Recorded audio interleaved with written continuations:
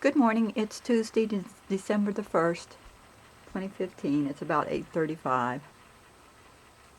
And it's a foggy morning here in the Low Country.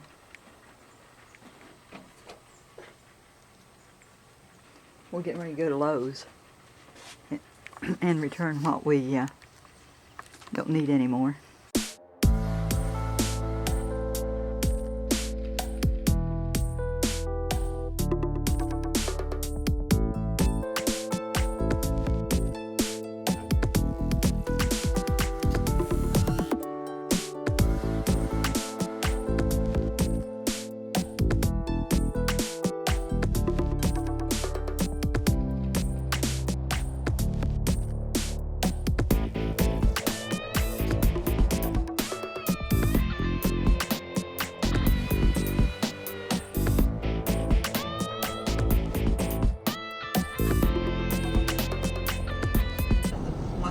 Truck probably full of chips.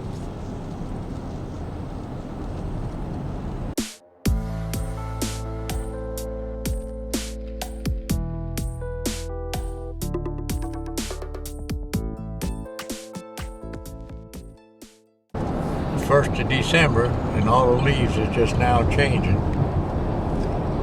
That's pretty good compared to up north. We are at Lowe's. We returned this generator. We're here at Hardee's. Larry said he wanted to stop and just get a little something. It's 11 o'clock. Here comes Larry. I got him in the rear view mirror. There goes Fire Chief. Mess, and 2 fire trucks have already gone by.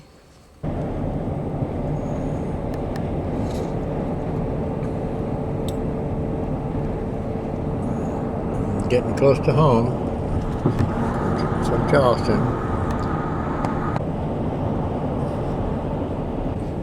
We live in the Ace Basin, and it's ACE, and it's the Ashepoo River, the Combahee River, and the Edisto River. It's all combined to make the Ace Basin.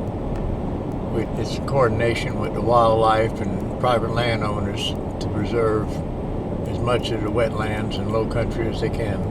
I used to do a lot of metal detecting on the, when I lived on the plantation. I used to take Kathy and Stephanie with me all the time. Sometimes we'd find some Civil War stuff, sometimes we didn't, but overall we found a lot of buttons and cannonballs and a lot of different things. I miss them old days. We got the squeeze-o out of the box and got it set up here. Ready to start running tomatoes through it. We gotta wash the tomatoes and cut the bad out, and then we'll drop them down through there. The first thing we gotta do is take the tomatoes and wash them off and cut the bad places out of them, so that we're doing that now.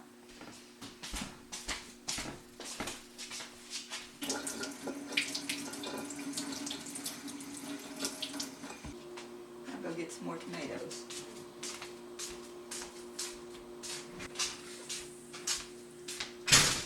I left you 5 for seed. Okay.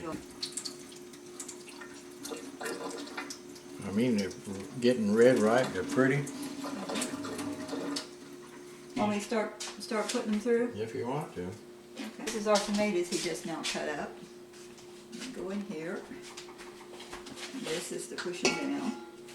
And we crank.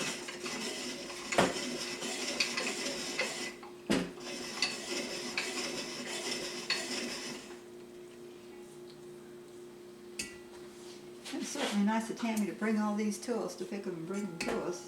I know it. I guess we ought to give Tammy a jar or so. Mm-hmm. Probably should.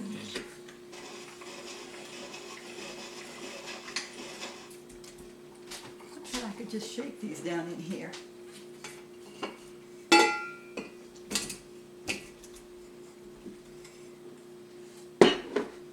For a close-up, what we're doing.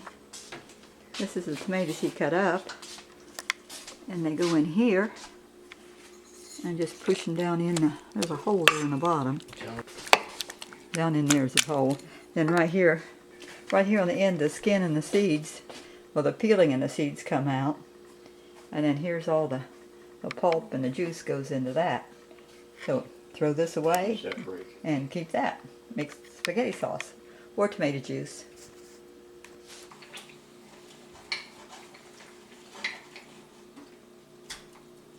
Just has to be empty and there's a lot more. I never did cut these others up. Well, we can finish this and then do that. Okay. Is that gonna hurt your arm? No?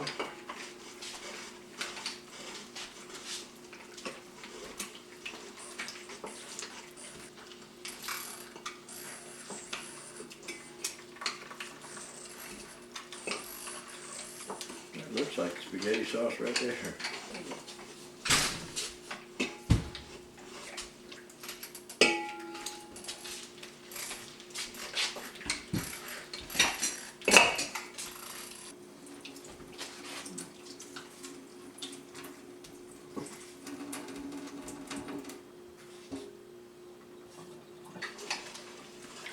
Yeah, if you put them pointing side down, it kind of helps, see?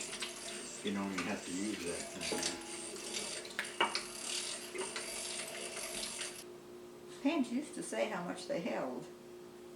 It was getting a little clogged, so we took it apart and Larry took it out and washed it out, and now he's putting it back together again. The only thing about using a squeezo or a meat grinder is the juice runs out, just drips a little where it comes out of the handle there in the back, so I have to put newspaper on the floor to catch the drips. Oh, you almost done? Yeah.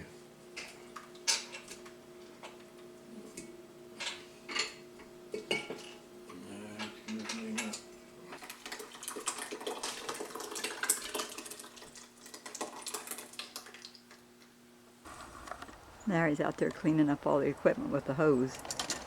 Do that, make it easy for me to wash.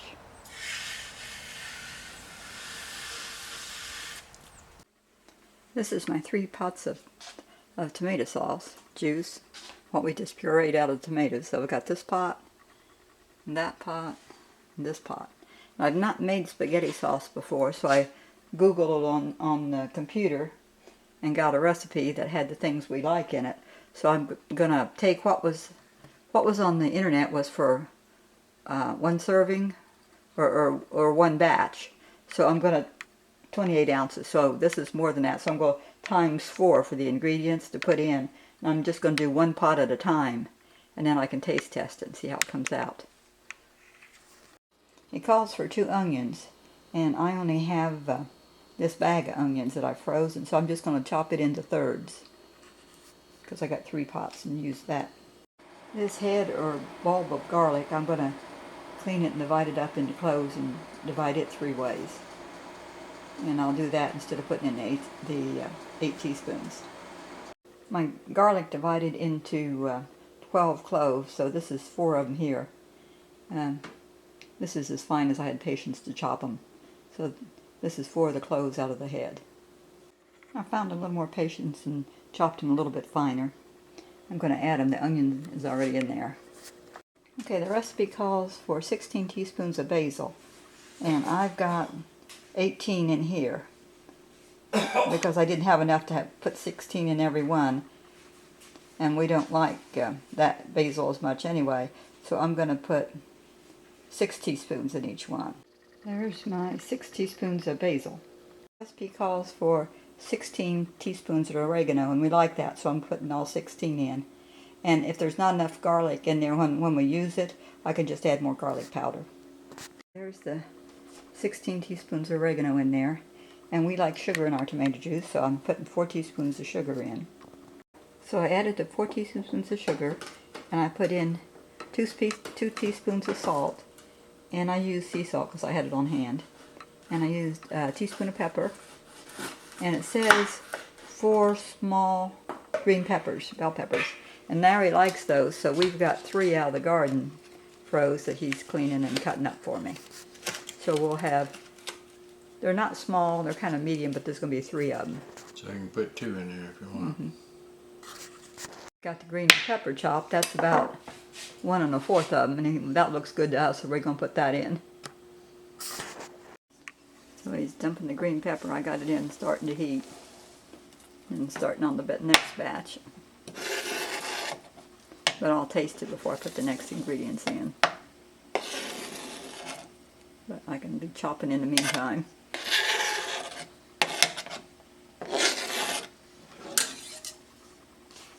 Thank you.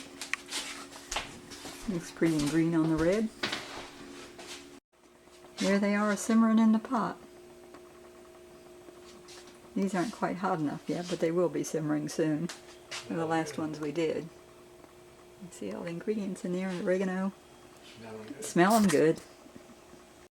We took out the ashes and I cleaned the fireplace glass and the doors, and now Larry's getting it ready so we can start a fire when we need it. Maybe in the morning. Tell them what we started with. Oh, yeah, we start with pine cones. Because we got so many. Yeah, because we got pine cones dropping all over the yard, so we put those in. And then this is kindling from the tree that he cut in the backyard. And then we got our other wood that we cut earlier. So it makes it easy to start.